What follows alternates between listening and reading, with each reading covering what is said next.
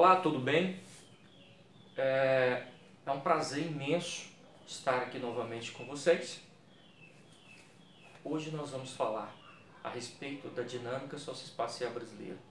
Ou seja, isso seria a relação entre a população, as localidades, como está distribuída essa população no espaço brasileiro e entender também, principalmente, os fluxos e os deslocamentos populacionais do Brasil. O primeiro fluxo está relacionado aí com a chegada dos europeus em 1500. Depois chegam mais europeus lá no ciclo da cana-de-açúcar, mais europeus, e depois nós temos aí o ciclo da mineração, que ela está envolvida não só a migração internacional, mas também a migração interna.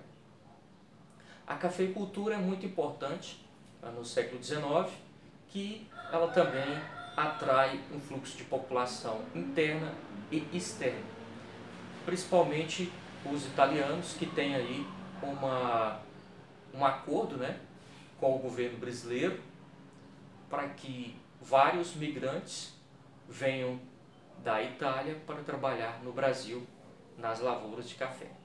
Bom, também tem essa questão aí do início aí da industrialização do Brasil. Ela também atrai um fluxo de população muito grande. Exemplo, no Brasil, na região sudeste, onde começa o processo de industrialização, também tem, se você pegar uma média em 1910 até 1920, 80% da população que trabalhava na indústria brasileira eram italianos, ou seja, então um papel muito importante aí da migração. Outro ponto importante é o primeiro ciclo da borracha, que ele se dá ali na virada do século XIX para o século XX, ou seja, as grandes invenções, como a invenção do automóvel, ela é bastante importante para que ocorra o ciclo da borracha, certo? Então, vêm as pessoas do exterior para trabalharem em relação ao ciclo da borracha, e há um ciclo muito grande de migração interna para a região norte do Brasil. Bom, o ciclo da borracha e a questão do Acre. Bom, o que seria então a extração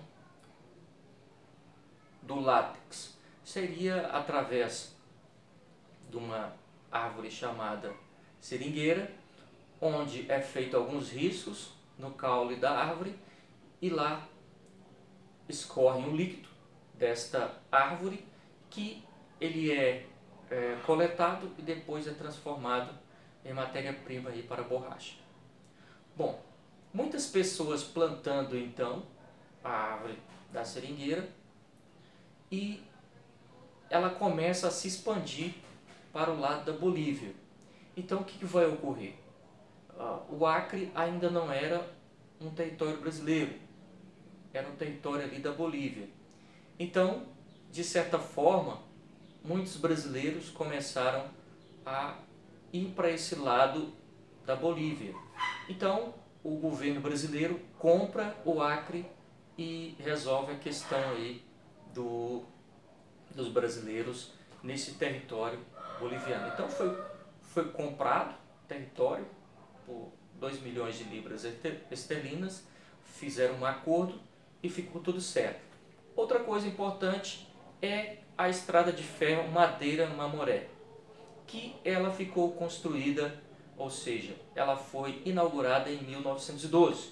E muitos procuram, poxa, como que essa estrada de ferro ficou pronta justamente quando finaliza os primeiros ciclos da borracha? Ou seja, uma estrada de ferro que, de certa forma, está ali nos estados do norte, e ela culminou aí com a morte de muitos trabalhadores que também levando do ponto de vista da migração, muitos trabalhadores foram trabalhar não só na construção da estrada de ferro Madeira Mamoré, mas também nos seringais. Bom, então, por que houve então o final do ciclo da borracha, do primeiro ciclo? Porque os ingleses levaram as sementes e plantaram em outros locais menos agressivos, como a selva amazônica, que era mais viável de se produzir, mais barato. Então, de certa forma, finaliza o primeiro ciclo aí da borracha em 1912. O segundo ciclo da borracha, ele vai de 1942 a 1945. Bom, uma coisa importante aí nesse fluxo, nos principais fluxos, é o êxodo rural no Brasil, que ele começa a partir dos anos 50 e vai até os anos 80, chamado de êxodo rural. É o momento em que a população brasileira deixa de ser rural e passa a ser urbana. Até os anos 50, a população brasileira era considerada população rural. Bom, os fluxos principais de imigração no Brasil é o fluxo migratório do Nordeste para o Sudeste, ou seja, é o momento em que ocorre o advento aí da industrialização. Então, muitos trabalhadores do Nordeste acabam migrando para a região Sudeste do Brasil. Outro fluxo importante é a construção de Brasília. A construção de Brasília foi um projeto grandioso e ela contou com muitos trabalhadores, principalmente do Nordeste e da região Sudeste. Ou seja, esses trabalhadores que vieram trabalhar na construção de Brasília, muitos deles voltaram para suas casas, buscaram suas famílias e viram que ali em Brasília seria uma terra de novas oportunidades e acaba também tendo um grande fluxo de imigração para o centro-oeste aí, na construção de Brasília. Outro fluxo também importante é a construção da Zona Franca de Manaus, nos anos 60, que também atrai bastante população, ou melhor dizendo, migração da região Sudeste, do Nordeste, para trabalhadores da Zona Franca de Manaus. Bom, o período de industrialização na região Sudeste do Brasil, ele vai de 1930 a 1950, ou seja, esse período aí é um período que há um fluxo bastante intenso do Nordeste para o Sudeste. Já na expansão da fronteira agrícola, ela começa a partir dos anos 60, com a chamada Revolução Verde. A Revolução Verde foi um movimento que surgiu nos Estados Unidos e esse movimento ele tinha como objetivo aumentar a produção e diminuir a fome no mundo. Ou seja, a partir dos anos 60, a expansão da fronteira agrícola começa a se expandir com novas técnicas de produção, ela começa também a inserir agrotóxicos e outras coisas relacionadas aí à produção agrícola. E por que eu coloquei ali a partir dos anos 60? Porque a expansão da fronteira agrícola ela ainda não terminou, porque se nós observarmos a questão da introdução do cultivo da soja, ela começa no sul, vai rumo à região norte, vem aqui para o centro-oeste, e depois ela ainda está em um processo de expansão.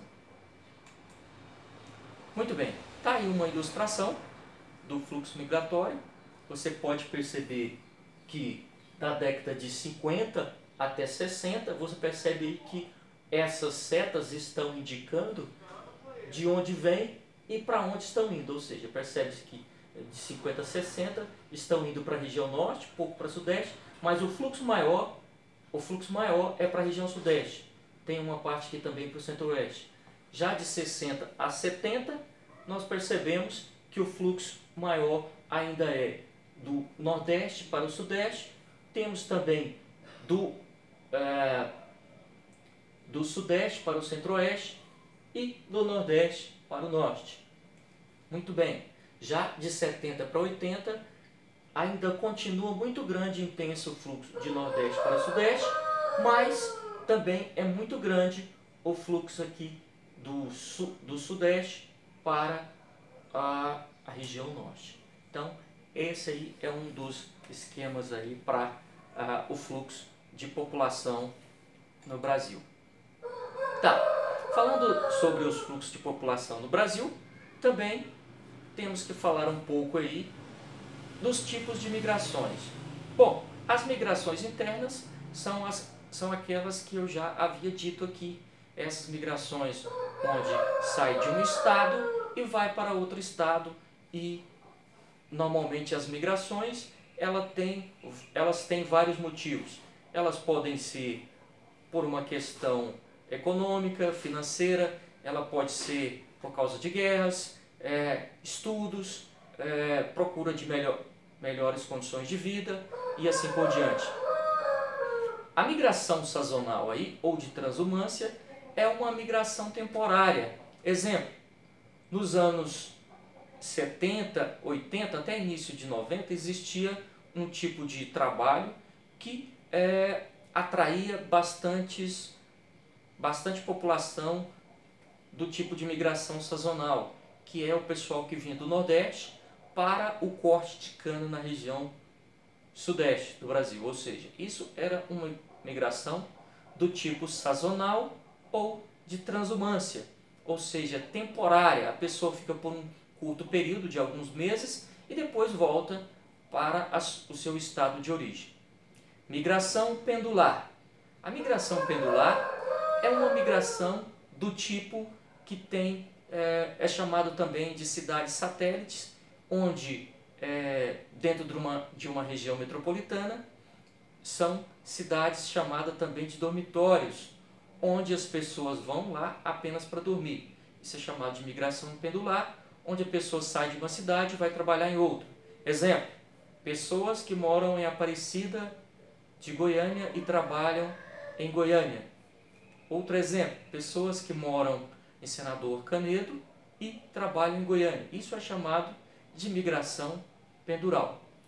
Desculpa, migração pendular. Êxodo rural. O êxodo rural, como eu já expliquei a vocês, é o ato da pessoa sair da zona rural e ir para a zona urbana. Esse êxodo rural está circunscrito a um período aí do Brasil que vai de 1950 até mais ou menos 1980, ainda está acontecendo o chamado êxodo rural.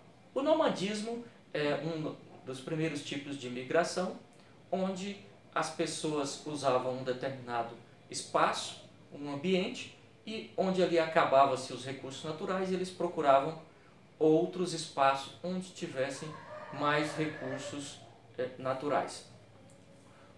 Outro tipo de migração também é a diáspora, ou seja, é a migração forçada, onde a pessoa precisa sair porque ele é obrigado. Tem aí o exemplo dos judeus e outros exemplos pelo planeta aí. Diáspora, então, é um tipo de migração também. Migrações internacionais. Essa é uma migração bastante conhecida no Brasil, principalmente nos tempos de crises, onde essa migração faz com que a população saia do seu país e vá para outro país. Exemplo, pessoas que saem de Goiânia e vão trabalhar na Europa ou na América do Norte, especificamente nos Estados Unidos ou no Canadá. Então, normalmente essas migrações internacionais têm aí vários impactos negativos. Por exemplo, o tráfico de pessoas, tráfico de mulheres, também tem aí as entradas ilegais em alguns países, está dentro do contexto também de deportação e tudo mais. Então, isso é um caso bastante recorrente, são os migrantes ilegais que entram nos Estados Unidos através da fronteira do México, e a maioria deles, no caso do Brasil, são deportados aqui para o Brasil. Uma coisa importante que não podemos deixar de falar são os refugiados. Atualmente existem mais de 25 milhões de refugiados no mundo. Tem refugiados de vários contextos aí, por causa de guerra, por causa de situação econômica e outros motivos. Ou seja, o que são refugiados? São pessoas de um determinado país que saem do seu país de origem e vão procurar abrigo em outros países. Bom, fluxos turísticos, também importante. O fluxo turístico ele já é mais restrito. Por quê? Porque o fluxo turístico não é toda pessoa que pode praticar o fluxo turístico. Tem um teórico que vai trabalhar sobre essa questão aí, é o Bauman. Ele trabalha no seu livro um livro chamado Turistas e Vagabundos. Segundo ele, os turistas eles não têm as suas localidades amarradas. Por exemplo, se a pessoa tem vontade e diz assim, nossa, semana que vem eu quero ir para a Europa, quero ir a Paris. Então, ele compra a sua passagem e vai para Paris. Já os vagabundos, aí, entre aspas, no contexto do escritor Bauman, ele tem as suas localidades amarradas. Ou seja, ele não pode sair de um determinado local na hora que ele quer, ou seja, então ele tem as suas localidades amarradas. Ele não pode fazer uma migração como ele deseja. Outro caso importante é a migração de retorno. Lembra quando eu falei da migração do Nordeste para o Sudeste? Então, que ela tem um fluxo bastante intenso, ou seja, de 1990 até 2000, essa migração ela ocorre, é uma migração chamada de retorno, onde muitos nordestinos saíram da região Sudeste e voltaram aí para a região de origem. Isso é chamada de migração de retorno. Bom, falando aí sobre os refugiados, eu já comentei com vocês em aulas passadas sobre a guerra da Síria. Ou seja, a guerra da Síria produziu aí mais de 6,6 milhões de refugiados que vão para outras partes do mundo. Da Turquia, 3,6. Do Líbano, 1,5 milhões. Da Venezuela, aproximadamente 3 milhões ou mais. Vocês sabem atualmente que houve a questão da Venezuela aí, ela está ligada a uma questão ideológica e também econômica, social, e toda uma crise dentro da Venezuela, e inclusive no Brasil é alvo dos refugiados. Também tem muitos refugiados da Venezuela que vai em rumo aos Estados Unidos pelo México. Ou seja, muitos venezuelanos estão procurando abrigo em outros países. Muito bem, então nós vamos ficar por aqui. Na próxima aula nós vamos dar continuidade com os fluxos populacionais do Brasil e também no mundo. Valeu, muito obrigado.